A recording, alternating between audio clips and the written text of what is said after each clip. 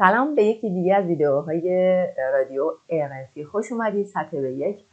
امیدوارم همچنان یکی هفتگی این ویدیوها رو دنبال کنید. این ویدیوها جمعه منتشر میشه برای اینکه وقت بیشتری داشته باشید و بتونید به آنالیز بررسی این متن گوش بدید.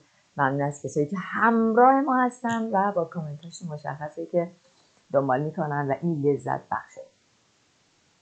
خب من خودم این کار رو دوست دارم و خیلی خوشحال میشم که افراد دیگری هم تو این لذت شریک بشن. خب بریم ببینیم این دفعه قراره که با چه متنی آشنا بشیم. اگه تا حالا سابسکرایب نکردی دوست عزیزم و تازه با این کانال آشنا شدی، سابسکرایب بکن لطفاً.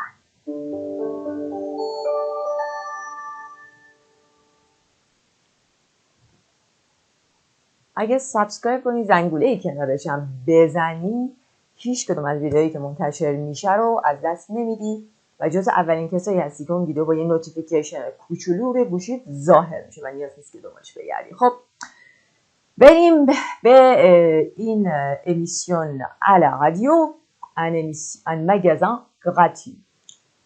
Un magasin gratuit. خب بچه من فایل صوتی این قسمت رو توی کانال تلگرام تازه الان براتون آپلود کردم. بهتون توصیه میکنم که اول همینجا پاس کن، برو از لینک تلگرام که در قسمت دسکریپشن همین پست هست، برو کانال تلگرام من اگه عضو نیستی و اونو گوش بده و بعد گوش بده ببین چه میفهمی، خودتو محک بزن و بعد بیا ببین چه چیزهایی رو درست فهمیدی، چه چیزهایی اشتباه فهمیدی، چقدر به خودت لایک میدی و چقدر چیزایی هستش که باید تصحیح کنی و نمیدونستی. این یعنی یه قدم به سمت اون چیزی که بهش علاقه داری، بهش نیاز داری برای پیشرفت. خب ما فرض میگیریم که شما الان نگاه کردی اومدی اون فایل صوتی رو گوش کردی. Bon, on y va. Suisse, un magasin gratuit. Mais c'est bizarre en Suisse, un magasin gratuit, c'est bizarre. Un client, donc on est dans un magasin un peu particulier, توی مغازه هستیم که یکم خاصه. Mais pourquoi? Parce que les objets là sont plutôt, non, sont vraiment gratuits. Les objets sont vraiment gratuits. Mais pourquoi? Pour quel principe? On va voir. Un client est Catherine. Catherine, c'est la personne qui est en charge dans ce magasin. Bonjour madame Catherine. Bonjour. Ça, je peux prendre? Oui, alors vous avez droit à 5 objets. Dans cette petite boutique, inutile de chercher le prix sur l'étiquette puisque tout est gratuit. Catherine, bénévole qui gère la boutique, a beau répéter le concept. Partir sans payer, ça laisse forcément un peu perplexe. Quand on leur explique justement que tout est gratuit, c'est marrant, bizarre. En Suisse, je dis oui, ça arrive. Vous inquiétez pas. Enfin voilà, c'est cool. Livres, vêtements, vaisselle, parfums, DVD, jouets, des objets déposés par les uns, récupérés par les autres. Idée lancée par le centre socioculturel du quartier a séduit Catherine. Elle habite le quartier et consacre plusieurs de ses soirées à la gestion de la boutique. Je trouve qu'on on va trop loin dans la surconsommation, qui fait que de polluer encore, on n'est pas plus heureux en ayant toutes ces affaires-là, quoi. C'est pas ouvert qu'aux gens pauvres, c'est les gens vraiment qui ont cette philosophie de décroissant, quoi. On peut en acheter combien? 5, alors tu peux pas acheter bonhomme. Ah, c'est gratuit. Ah, cool. Ben, moi, il m'en reste encore 4 à acheter. On dit quoi? Merci. À seulement 9 ans, Alia et Dylan ont déjà bien compris le concept de la boutique gratuite. J'ai pris une lotion pour mon père après rasage et des savons. C'est bien vu que c'est gratuit et puis on peut se servir. Par exemple, ça fait pas du gaspillage, on n'a pas besoin de jeter des choses. Et il y a d'autres personnes qui ne l'ont pas peut-être, qui pourraient les acheter. Enfin, qui pourraient les prendre. J'ai déjà donc des relais. Si on jette, bon, c'est comme si on jetait un peu d'argent. Donner, troquer, récupérer, encore réparer au lieu de jeter, c'est ce qu'on propose. Par exemple, l'atelier La Bonne Combine à Lausanne. Pour Christophe, l'un des responsables de l'atelier, il s'agit surtout de lutter contre la société du tout à jeter. Christophe. Il y a quand même pas mal de gens qui veulent faire réparer leurs appareils et puis eux, bon, ils arrivent au service après-vente de la musique. Puis on leur dit, ben non, c'est pas possible, ça vaut pas la peine. Alors que, ben oui, c'est possible. On a toujours trouvé que ne pas réparer les appareils, ça gaspille des matières, des ressources et puis que ben tant qu'on pouvait les réparer, bon, il faut faire durer les appareils. Bon, comme vous avez entendu déjà, bien sûr, dans la piste audio, piste audio il s'agit d'une manière de réduire, de freiner notre consommation. En fait, parce qu'on est une société qui a beaucoup tendance, pas seulement notre société, le monde a tendance à augmenter la consommation de plus en plus, de jour en jour, on tente vraiment d'acheter plus, de prendre plus, pas de et c'est parce que on vit dans une société de consommation parce qu'on nous force, parce qu'il nous pousse, parce qu'il nous encourage d'acheter plus, de consommer plus, d'avoir plus. Pourquoi? Parce que d'après eux, c'est en achetant des choses, des appareils, des affaires qu'on peut se sentir mieux. D'accord? Mais c'est pas la réalité. C'est pas la réalité. اینطوری میگفتش که ما فقط جامعه کنسوماسیون و اقتصاد کنسوماسیون ما رو یه طوری پرورش دادن که با داشتن بیشتر، با روزی قشنگتر، با پوسن قشنگتر، نمیدونم، با مبل‌های قشنگتر، با یه ساعت برند، با یک تیشرت برند، اینطوریه که میتونیم خوشبخت‌تر بشیم. احساس خوشبختی رو که چیزای مادی آوردن و به این میگن سوسیته دو کنسوماسیون، مصرفگرا. حالا از سور کنسوماسیون صحبت کرده. سور کنسوماسیون یعنی ورای کنسوماسیون، یعنی بالاتر، یعنی consommer de manière exagérée. Et ça, c'est comment on vit à cette époque. D'accord? Bon, خب یه بار دیگه توصیه میکنم حتما برین گوشش بدین، حتما گوش بدید بچه‌ها. نگذارین از اکوت ها سرسری نگذارین، برای تقویت اجسامتون خوبه، برای کنفانسیون اورالتون خوبه، به شدت میتونه موثر باشه. درک مطلب یه چیزه، اون یه چیزه، هر کدوم در جایگاه خودش میتونه شما رو هول بده. خب حتما که 2-3 بار گوش دادید. حالا بریم. یه بونژور مدام، بونژور، ça je peux prendre، میتونم اینو بردارم؟ oui alors vous avez droit à 5 objets. Avoir droit à, ça veut dire vous pouvez, vous avez la chance, vous avez la permission. یعنی اجازه این حق رو دارید برای 5 تا شیء و 5 تا جنس رو میتونید بردارید. کجا؟ توی یک مگزن مجانی نیاز پول بدید. هر کسی میتونه 5 objet رو برداره. میگه dans cette petite boutique inutile de chercher le prix. فایده نداره که دنبال قیمت بگردید روی اتیکت ها. puisque چون که tout est gratuit. کاترین که بنوول داوطلب هست و ژر میکنه بوتیکو، مدیریت میکنه بوتیکو، الکی تکرار میکنه این کنسپت، یعنی فایده نداره. ابو، avoir beau plus infinitif، یعنی یک کاری رو بیفایده انجام دادن. Catherine a beau répéter le concept, partir sans payer, ça laisse. Pourquoi? Parce que partir, sortir du magasin sans payer, ça laisse un peu perplexe. C'est qu'un آدم گیج میکنه، نه چیزی انجام ندادم، یه کاری نکردم، الان بهم گیر میدن.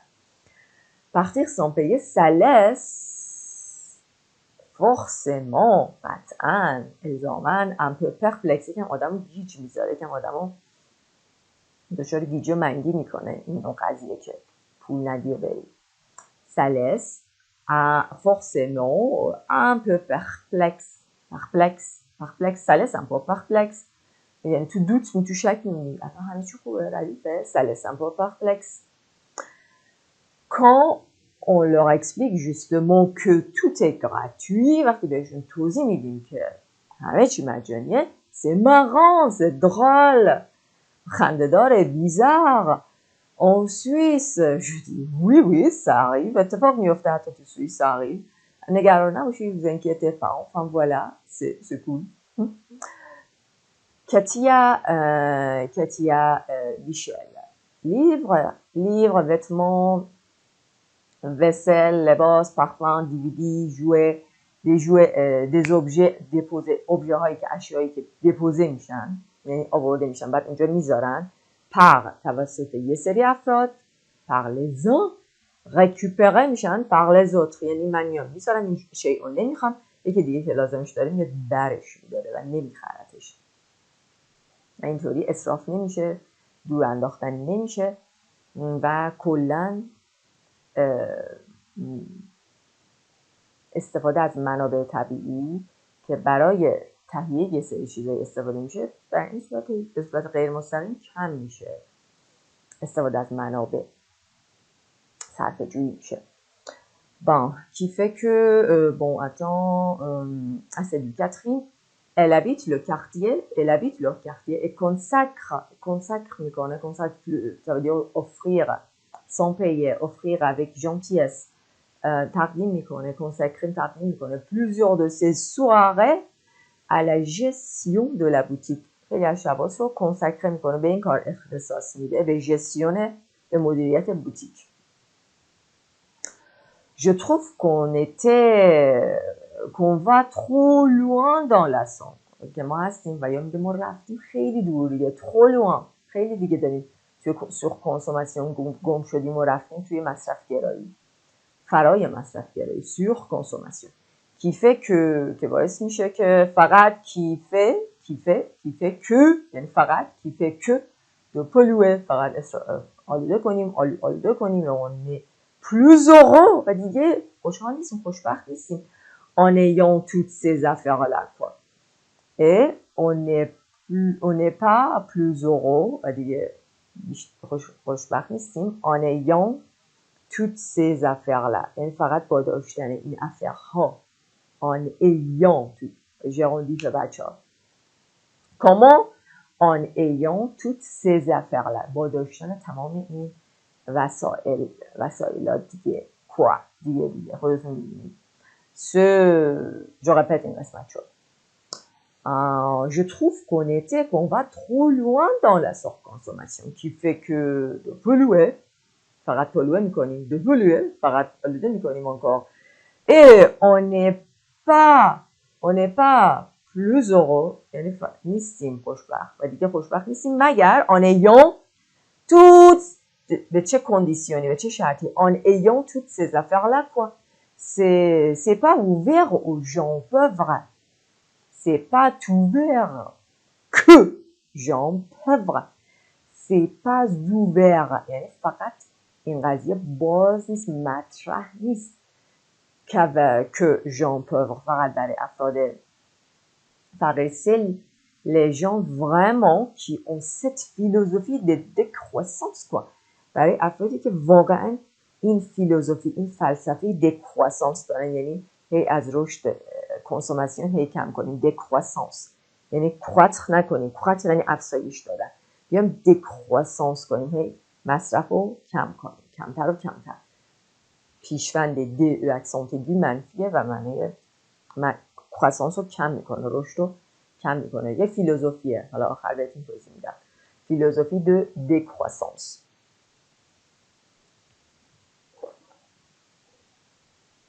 On peut en acheter combien? Dylan میپرسه un client. On peut en acheter combien? On peut en acheter combien? چقدر از اونها میتونیم بخریم؟ 5. Alors tu peux pas acheter bonhomme. مرد جوان، bonhomme مرد کوچک، مرد جوان. On ne tu peux pas acheter. نمیتونی بخری. Ah, c'est gratuit. Ah, cool. Bon, moi, il m'en reste encore 4 à acheter. بازم این کنسپت براش جا نیفتاده، پرپلکس گذاشته. میگه هنوز خب 4 تا شیء دیگه، من 5 تا میتونم بردارم. il me laisse, il m'en reste. il بچه‌ها ضمیر نطقه و ضمیر امپرسونله. به il به اون پسر بر نمیاد. این همیشه مثل il faut هست، مثل il fait beau, il fait chaud, il faut que tu ailles. il m'en reste برای من مونده encore 4 à acheter. یه 4 تا مونده بخرم. بازم میگه acheter. On dit quoi? Merci. Katia, à seulement 9 ans, به کی اشاره میکنه؟ به Alia et Dylan ont déjà bien compris le concept de la boutique gratuite. با 9 سال déjà خیلی زود درک کردن این کنسپت مگازین gratuit. Diane, j'ai pris une lotion pour mon père après rasage et affiché گرفتم et des savons. C'est bien, به خاطر چی؟ vu que همون parce que هست، étant donné que, mais c'est plus formel en fait. level زبانیش مقدار از فامیلی بالاتره ولی استاندارده. vu que c'est gratuit، به خاطر اینکه چرا لوسیون و صابون خریده؟ به خاطر اینکه vu que c'est gratuit et en plus و تازه‌ش هم on peut se servir، میتونیم ازشون استفاده کنیم. par exemple ça fait du gaspillage، ça fait pas du gaspillage، ça fait pas gaspillage نیست، اسراف نیست. ça fait pas du gaspillage، ça fait du gaspillage، ça fait du bien. خوبه. ça fait pas du bien، ça fait pas du bien. استفاده از ça fait یه اسراف نیست. این قضیه این رویکرد رو نداره. ça fait du gaspillage، ça fait pas du gaspillage، ça fait pas du gaspillage. On n'a pas besoin de jeter de ces choses et il y a d'autres personnes qui ne l'ont pas peut-être, qui pourraient les acheter. اشخاصی هستن که qui ne l'ont pas، اونا رو ندارن، peut-être qui pourraient les acheter. کسایی که بتونن شاید اونو بخرن. enfin qui pourraient les prendre. بعد این کنسپت عوض میکنه، میگه نه که بخرنش، برش دارن. qui pourrait les prendre. Alia, j'ai déjà donné des relais. این هم که از این بچه های 9 سال هست. میگه j'ai déjà donné des relais. من قبلا روله هم یعنی این سکیت بوردامو دادم. j'ai déjà donné des relais. si on jette اگه چیزی رو بندازیم، si on jette c'est comme si on jetait un peu d'argent. اگه چیزی رو بندازیم انگار یکم پول رو ریختیم بیرون. بنابراین میگیم به یه نفر دیگه این استفاده کنیم، نریزیشون دور. C'est comme si, alors regarde la conception de cette petite petite fille, je m'en souviens plus. C'est comme si on jetait un peu d'argent. J'ai déjà donné des relais. Si on jette, c'est comme si on jetait un peu d'argent. Si on jette Bon, c'est comme si on jetait un peu d'argent. انگار که یکم پول دور ریختیم. اگه الان من یه چیزی رو بندازم دور، انگار که پولم رو ریختم دور.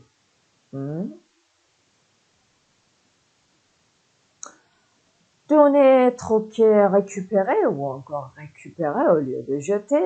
Donner, troquer, ça veut dire changer. تعویض کردن یه چیزی.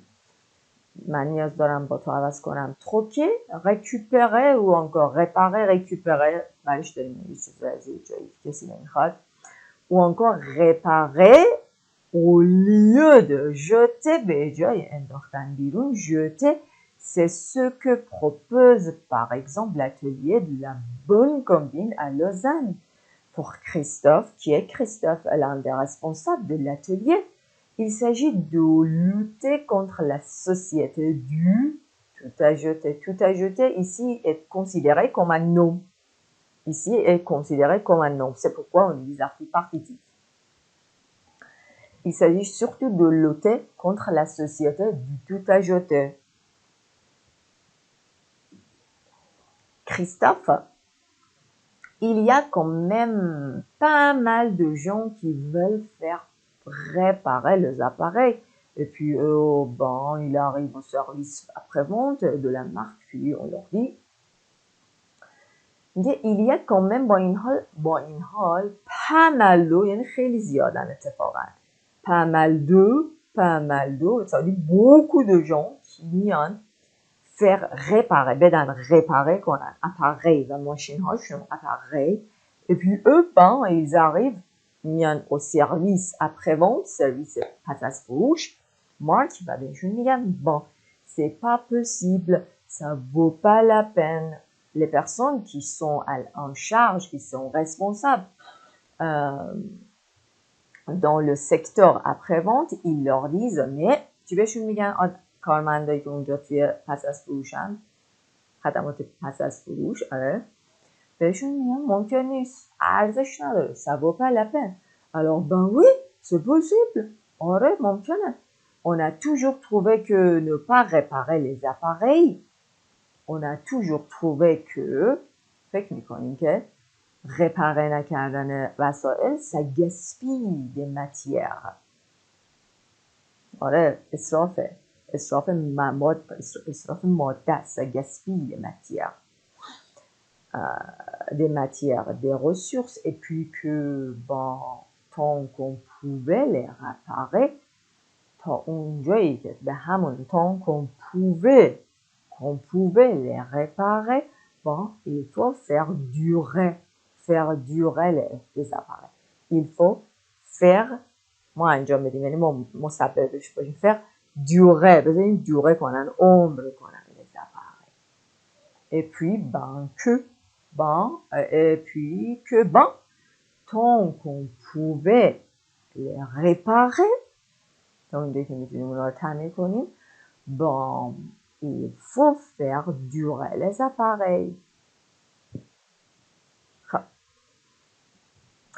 Les nouveaux vocabulaires, gérer, quelque part, ça veut dire diriger. Avoir beau, qui me الکی اون concept داره تکرار میکنه یعنی utiliser pour exprimer qu'en dépit des efforts ou des concessions répétées علیرغم تلاش ها و مواردی که به صورت تکرار انجام میده یک شرایط تغییر نمیکنه. میگن این کنسپت این موضوع قطعیه باز میگن که پولش چقدر میشه یا مطمئنی پولش رو نباید بدیم یعنی avoir beau میگه الکی داره رپته میکنه این کنسپت رو.